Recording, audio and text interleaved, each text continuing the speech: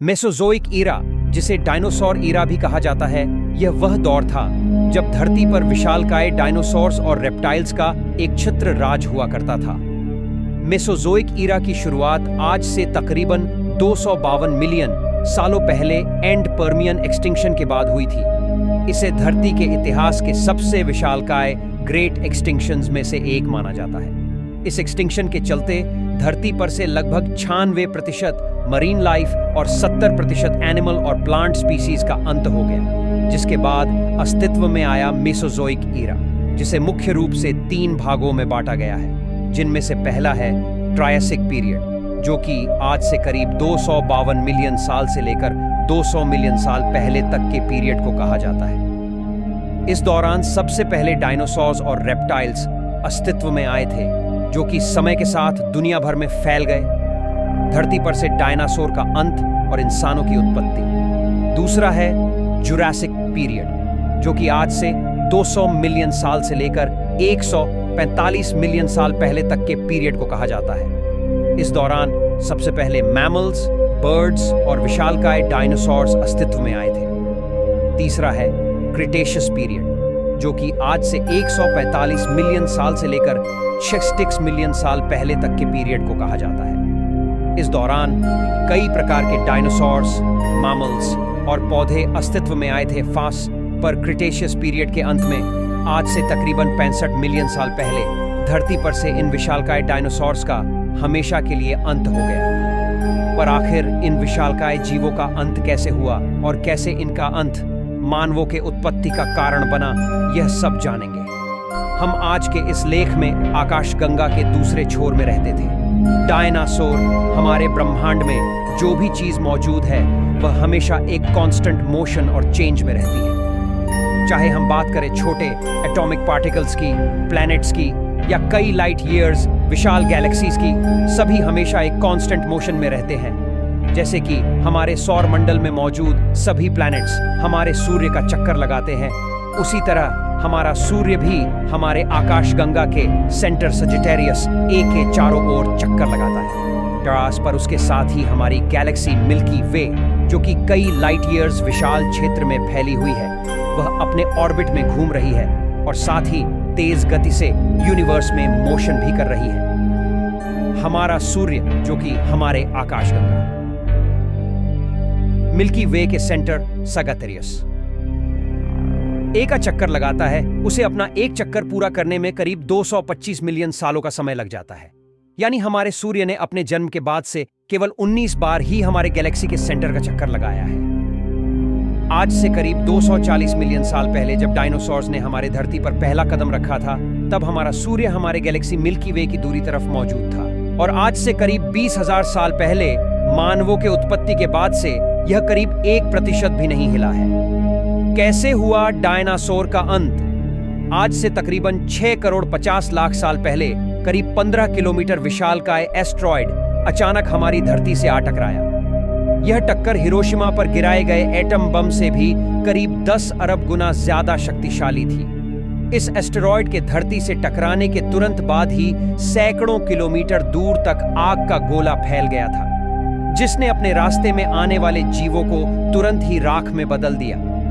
इस टक्कर से समुद्र में कई मीटर ऊंची खतरनाक लहरें उठी, जिन्होंने आधी दुनिया में तबाही मचा दी थी। इस टक्कर के बाद निकले धूल और राख धीरे धीरे आसमान में फैल गए, जिसके कारण हमारे धरती का वायुमंडल कई महीनों तक गैस और डस्ट से पूरी तरह ढक गया, जिससे हमारे सूरज से आने वाली प्रकाश की किरणें धरती की सतह तक पहुंचना बंद हो गई, जिसने धरती के फूड चेन को इम्बैलेंस कर दिया। साथ ही इसकी वजह से हमारी धरती का तापमान कई डिग्री सेल्सियस तक गिर गया। अचानक आए इस महाविनाश की वजह से जीव जंतुओं और पौधों की कई प्रजातियां तुरंत ही नष्ट हो गई। कुछ महीनों बाद धीरे धीरे पृथ्वी के वायुमंडल से गैस और डस्ट साफ हुआ और प्रकाश की किरणें धरती तक पहुंचने लगी।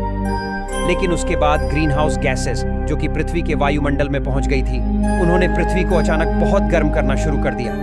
तापमान में आए इन भयानक उतार चढ़ाव ने कई और प्रजातियों को नष्ट कर दिया। मास एक्सटिंक्शन के बाद जीवन की वापसी। इस मास एक्सटिंक्शन की घटना को क्रीटेशियस पेलियोजीन एक्सटिंक्शन इवेंट के नाम से जाना जाता है। भयानक तबाही के चलते धरती पर रहने वाले तकरीबन 75% एनिमल और प्लैनेट स्पीसीज हमेशा के लिए विलुप्त हो गए। धरती पर रहने वाले 25 किलोग्राम से ज्यादा वजनी सभी जीवों का खात्मा हो गया। साथ ही पेड़ पौधों की कई प्रजातियां भी विलुप्त हो गई। पर इस भयानक तबाही के बावजूद कुछ छोटे मैमल्स और उड़ने वाले डायनासोर्स अपने आप को बचाने में कामयाब रहे। ये मैमल्स काफी छोटे थे, जो कि काफी हद तक आज के चूहों की तरह दिखाई देते थे। बड़े थे विशालकाय डायनासोर्स और दूसरे खतरनाक जीवों से बचने के लिए इन्होंने जमीन के नीचे रहना शुरू कर दिया। ये जीव बाद में जाकर आज के आधुनिक मैमल्स के रूप में इवॉल्व हुए, जिनमें इस वीडियो को देख रहे होमो सापियंस भी शामिल है। पर इन मैमल्स के साथ ही कुछ उड़ने वाले डायनासोर्स भी अपने आप को इस भयानक तबाही से बचाने में कामयाब रहे, जिन्होंने बाद में जाकर अपने आप को आज के पक्षियों के रूप में इवॉल्व किया। पर इवॉल्व होने का यह प्रोसेस इतना भी आसान और सरल नहीं था, बल्कि यह कई अहम चरणों से होकर गुजरा था। वन डायनासोर के खात्मे के बाद पृथ्वी पर जीवन की दोबारा वापसी कैसे हुई, इसके बारे हाल ही में साइंस जर्नल में एक रिपोर्ट छपी है। रिपोर्ट के लेखक टाइलर लाइसन का कहना है कि इस नई खोज से ओरिजिन ऑफ मॉडर्न वर्ल्ड से जुड़ी कई हम जानकारियां मिलती हैं। अमेरिकी शोध में मिले कई सुराग, अमेरिका के Denver museum of nature and science के शोधकर्ताओं ने सेंट्रल कोलोराडो के कोराल ब्लफ से पौधों और जानवरों के कई रेयर फॉसिल्स इकट्ठा किया। इन रेयर फॉसिल्स का निर्माण डायनो किलिंग एस्ट्रॉयड के धरती से टकराने के बाद हुए मास एक्सटिंक्शन की वजह से हुआ था। वैज्ञानिकों ने इन रेयर फॉसिल्स का कई सालों तक अध्ययन किया, जिससे उन्हें इस मास एक्सटिंक्शन और उसके बाद हुए जीवों के एवोल्यूशन से जुड़ी कई हम जानकारियों का पता चला। साइंस जर्नल में छपी रिपोर्ट में एक्सटिंक्शन के बाद के पहले 10 लाख सालों में जीवों और पौधों के एवोल्यूशन और उनके इकोसिस्टम को लेकर एक रिपोर्ट पेश किया गया है। वैज्ञानिकों को पहले भी विशालकाय एस्टेरॉयड्स के पृथ्वी से टकराने और उसके बाद हुई तबाही के छोटे मोटे सबूत मिलते रहे हैं, लेकिन धरती पर इतने बड़े पैमाने पर हुई तबाही और मास एक्सटिंक्शन के प्रमाण कभी नहीं मिले।